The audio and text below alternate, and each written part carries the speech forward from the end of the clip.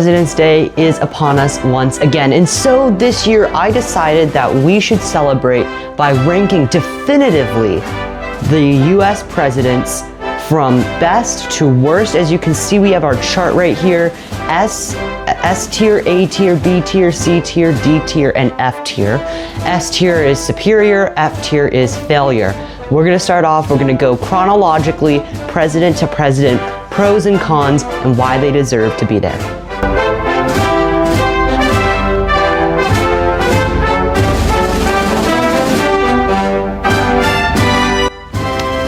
Okay, we'll begin, of course, with the father of our nation, the man who was the first president, George Washington. George Washington is the definitive S-tier president, the best, and the reason why is because he had the ability to serve as many terms as he wanted. He could have been the king and dictator of America, yet he leaves that power behind. More so, he serves his nation, and I've been reading a lot of his addresses and documents recently, and they're absolutely incredible, very meticulous, very well thought out, definitely an S-tier president. He set the key for the presidential norms and kept our nation stable in a time of war. Second would be John Adams. John Adams is definitely an A-tier president. He didn't do heroic moves like George Washington, but he was someone who strengthened our Navy and avoided a key war with France that would have definitely broken out, but Adams kept our nation safe. He ushered in an era directly after Washington. I absolutely love the Alien and Sedition Act. I know that's one of the cons that a lot of people have about Adams, but that was a key and important act and still is a key and important piece of American law. I was just reading it the other day. Absolutely love the language, and I agree with it 100%. Next, we have Thomas Jefferson. Thomas Jefferson is another A-tier president. I know a lot of liberals would say he should be a D or an F tier, maybe a C tier, because he owned slaves. That was a norm for the time. And I say we should judge them by the time that they lived in, not by modern standards. Jefferson led to the Louisiana Purchase, which vastly expanded America's territory and championed civil liberty and government, something that came around through natural law and moral reason. Absolutely an incredible founding father. James Madison, another A-tier president. He is the father of the Constitution, as you know, a document that is the foundation and very core of American ideologies. He bravely led America during the War of 1812, and even as DC was basically burned to the ground, he stood strong and stood up for American values. James Monroe, another A-tier president. I know we're crowding up this A-tier. He shaped American foreign policy, the Monroe Doctrine, basically telling all other nations to stay out of America's way. Monroe, another key founding father, very important. John Quincy Adams, yet another A-tier president. Quincy was a very strong diplomat, pushed for a lot of infrastructure and new ideas, but more so he was a very strong abolitionist. I know a lot of people say that Congress couldn't get behind his agenda, that he didn't work very well, but he was a strong leader, very strong about the rights of all. That's very important. Andrew Jackson. Andrew Jackson is definitely a B-tier president. He eliminated national debt, which was a phenomenal thing at the time, but he expanded presidential power, which I'm not a fan of, growing the executive branch. He also had the Indian Removal Act and the Trail of Tears, was very aggressive on the issue of race. But I mean, the man did survive a assassination attempt, and instead of running away or ducking or fleeing, he actually assaulted the man with his cane. Definitely a B-tier president for the time. Martin Van Buren. He is a D-tier president. He could be an F-tier president, but I don't think he messed up that bad. He was a skilled organizer, so much so that he founded and really created the Democratic Party. He didn't found it, but he was really an integral part of the formation of the Democratic Party. But his actions did lead to the Panic of 1837, which really would define his presidency. William Henry Harrison. William Henry Harrison is a man that didn't get a chance. He died 1 month after assuming the office of president, I'm going to give him a B tier because we never saw his full potential. He was, in fact, though, a very important war hero. He was a brave fighter. He was brave on the frontier, brave on the battlefield. Definitely a B tier president. I wish we would have gotten to see more of him. John Tyler. Tyler is definitely a C tier president, maybe a B tier president. He annexed Texas, really asserted that presidential authority. I am all for the expansion of the United States. He really isn't defined by anything other than annexing Texas. So I'm going to give it to him, a C tier president. Polk. Polk is definitely an A tier president. Okay, this guy is one of my favorite presidents. He could be an S tier president. He is the only president to go into office to keep all the promises he made and left office. He oversaw huge territory expansion, achieved major goals set at the time, and the Mexican-American War, while it was controversial and costly, he did lead very well in that time. Zachary Taylor. Zachary Taylor is definitely a B tier president. He was a war hero. He resisted the expansion of slavery into new territories, meaning that as new states came about, he did not allow slavery to define them. He did not allow them to become slave states. He does have one of the shortest presidencies, which can be a con. He was a shorter presidency, excuse me, and he was very unclear with his direction and what he wanted to do. But he was still a very important president. Like I said, a war hero. Millard Fillmore. Fillmore is probably a C tier president, a B tier president, probably a C. We'll give him a C. He expanded trade with Japan, which was radical for the time because Japan was very isolationist. He did try to calm tensions that were happening at the time. I think a C tier is a good place to put him because he did support the Fugitive Slave Act, which was a grave evil, in my opinion, a mark on American history. All nations do terrible things, though. So for the time, he was a pretty okay president. Franklin Pierce, the Gadsden Purchase, national unity was very important for him, but the Kansas-Nebraska Act, which he supported, would really be a key instrument in starting the Civil War. He gets another C tier, James Buchanan.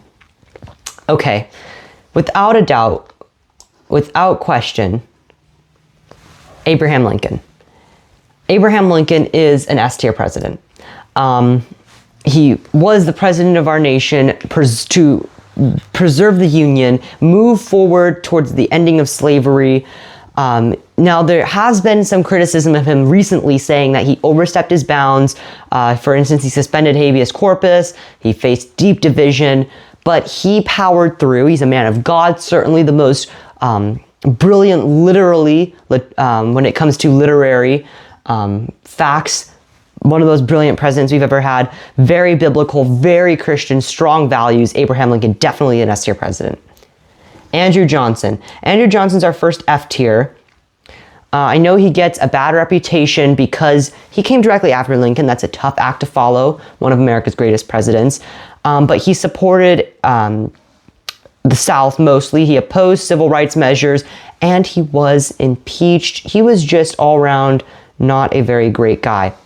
Ulysses S. Grant. Grant, definitely an A tier president. I know a lot of people are going to say, oh, he harmed the Reconstruction. He served in the Civil War. He was a strong leader, a strong conservative. Yes, he did drink, but one of my favorite quotes in U.S. history is when one of the generals came and reported to Lincoln, Ulysses S. Grant is drinking. Lincoln said, well, he's doing a good job. Give him more. Definitely one of the strongest presidents we've ever had. Rutherford B. Hayes, Civil Reform Service. He ended Reconstruction, but he did harm supposedly black rights. I do like Rutherford B. Hayes because of his civil reform. We'll give him a D tier. I don't think he gave his full potential, but I did think for the time he was a good leader. Chester Arthur.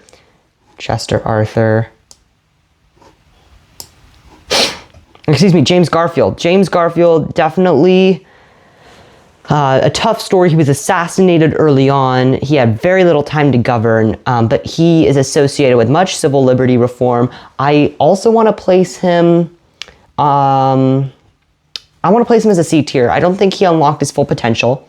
Well, actually, we'll give him a B tier. I don't think he unlocked his full potential, but he was assassinated, so we'll never get to know truly what a Garfield president would have looked like. Chester Arthur, definitely, I think, an A tier president.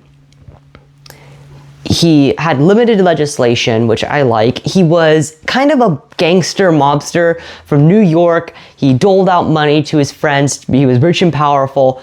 However, the moment he became president, he actually cried because he didn't want to. He kind of knew he was not fit for the job. But he would go on to be a defining figure in this era. He assumed the presidency, obviously, after the death of James Garfield, passed a lot of civil reform acts. Very good president. Grover Cleveland, both his first and second term. He was very fiscally disciplined, probably one of the best Democrat presidents we've ever had. He gets a B tier. He oversaw the Panic of 1893, which really devastated the economy of the America late in the 1800s. However, he was very anti-corruption, vetoed a lot of wasteful spending bills, a lot of government expansion bills. I really like that. I wish we would have more of that today. Remember, this is both for his first and second term. In between, though, however, we have Benjamin Harrison. He modernized the Navy, very much so, supported civil rights, but his high tariffs were drastically unpopular. I'm going to give him a C tier. I'm not a big fan of tariffs unless you use them for a cause. He did, but I'm still not the biggest fan of Harrison. William McKinley. Now, McKinley led during economic recovery. He's definitely an A-tier president, could be an S-tier president. He won the Spanish-American War. He did have imperialism and expansionism, which were controversial, but also tariffs. He was very strong economically. I enjoyed learning about his presidency, though, and fun fact, he died on September 14th. He was shot. It's actually one of the buttons that I have in my collection. And he died the same day that I was born, September 14th. I was born, and he died on September 14th, making that very interesting. Teddy Roosevelt. Teddy Roosevelt's an A-tier president. He could have been an S-tier. This is the president that was shot while giving a speech, and his speech was so thick, it was in his pocket. It was so thick that the bullet was stopped by the speech. An incredible story. And this is where he ran as a third-party president when he was running, I think, the third time, the Bull Moose Party. He got the term Bull Moose after he was saved. He's the one that created a lot of our national park system. I'm grateful for that, of course, but he was very imperialist, very liberal Republican, but I like his aggressive stance. He was a conservative champion sometimes. Remember, talk softly and carry a big stick. Great quote. William Howard Taft, another A-tier president. We're filling up this A-tier. He was very strong for judicial reforms. He split the Republican Party, interestingly, leading to Theodore Roosevelt exiting the Republican Party and creating the Bull Moose Party. Definitely overshadowed by Teddy Roosevelt. Definitely cut short because of that. But I really like his stance when it comes to economics. Taft was a very strong president. Definitely was the heftiest president. He is the only president to have served both as president and in the judiciary. He was the federal judiciary. He was a chief justice of the Supreme Court, which is just an incredible thing. But after him, we get Wilson. Wilson is an F-tier president. Okay, I know people say he led during World War I. He got us into World War I. I've recently been reading his works on the constitutional government. He is very pro just segregation and abusing civil liberties. He led us to World War I, created the League of Nations, just an absolutely disastrous president. Under his watch, a lot of terrible things happened. Inflation, devastating for America. Not a fan at all. Warren Harding. Harding's a B tier. He could have been an A tier. He was very corrupt, not a very... He was rocked by major scandals, not a very sound president. However, he was very economically sound. He brought back a return to normalcy after the World War I era. So for that, he gets a B tier. And directly after his death, he died, Calvin Coolidge assumed office. He's definitely an S tier. I absolutely love Calvin Coolidge. One of my good friends, Congressman Paul Gosar, actually introduced me to Calvin Coolidge. Very pro-business. He said the business of government is business.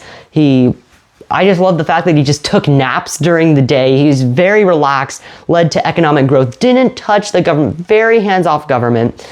Limited response, however, when there was a problem with the economy, but that was a good thing. You see, the government doesn't always need to get involved, and Coolidge proved that.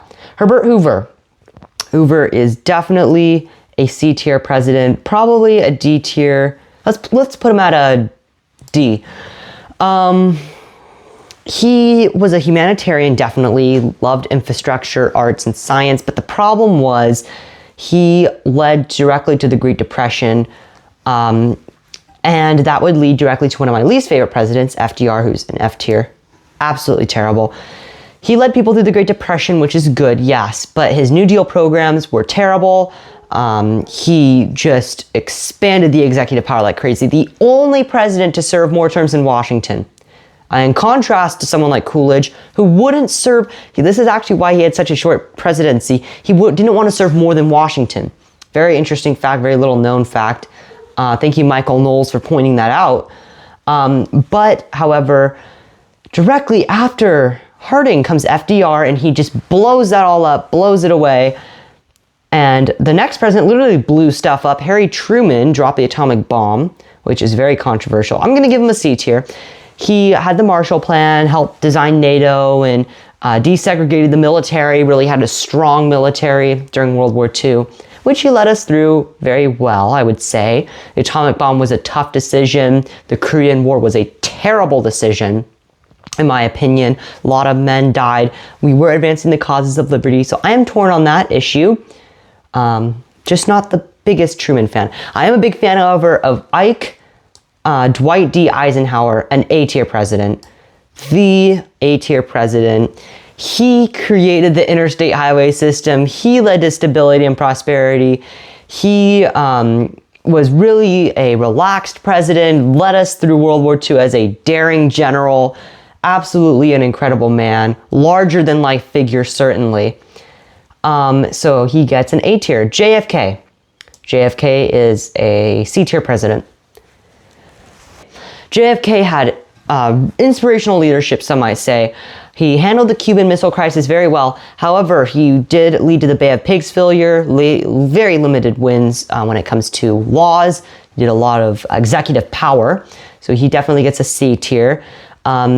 He was assassinated, which is why I think we have such a larger-than-life view of JFK. However, I'm not a fan whatsoever. LBJ. LBJ is an F-tier president. He had the Great Society, absolutely terrible. The Civil Rights Act.